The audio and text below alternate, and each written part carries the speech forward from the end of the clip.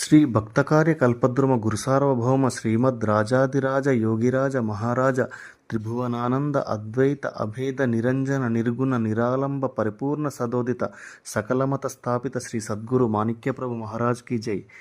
దిగంబర దిగంబర శ్రీపాద వల్లభ దిగంబర దిగంబర దిగంబర నృసింహ సరస్వతి దిగంబర శ్రీ గురుదత్త జయ గురుదత్త.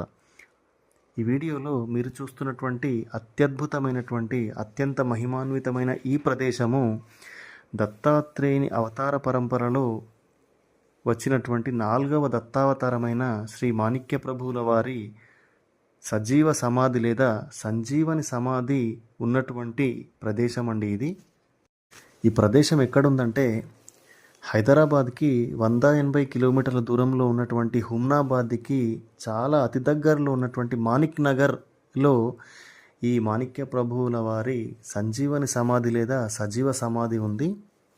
ఇక్కడ చాలా చక్కటి వసతి గృహాలు కూడా ఉన్నాయండి. ఎవరికైనా అకామిడేషన్ కావాలంటే నాకు డైరెక్ట్గా మెసేజ్ చేయండి, నేను అకామిడేషన్ నంబర్ ఇస్తాను.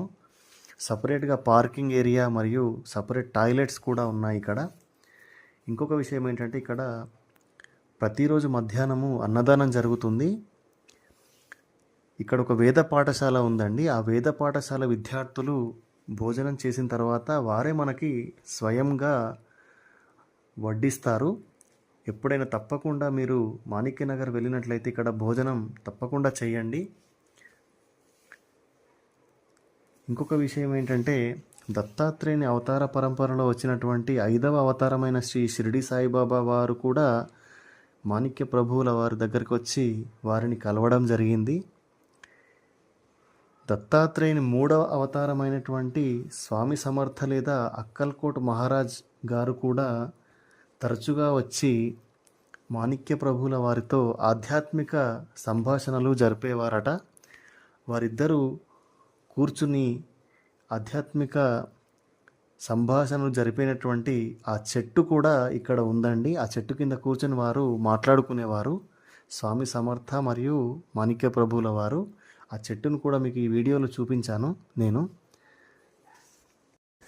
ఇంతకుముందు వీడియోలో నేను మాణిక్య ప్రభువుల వారి జన్మస్థలమైనటువంటి లాడవంతి కూడా చూపించడం జరిగింది.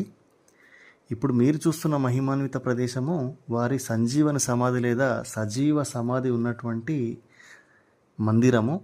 తప్పకుండా మీరు ఈ ప్రదేశాన్ని దర్శించండి. శ్రీ గురుదత్త జై గురుదత్త.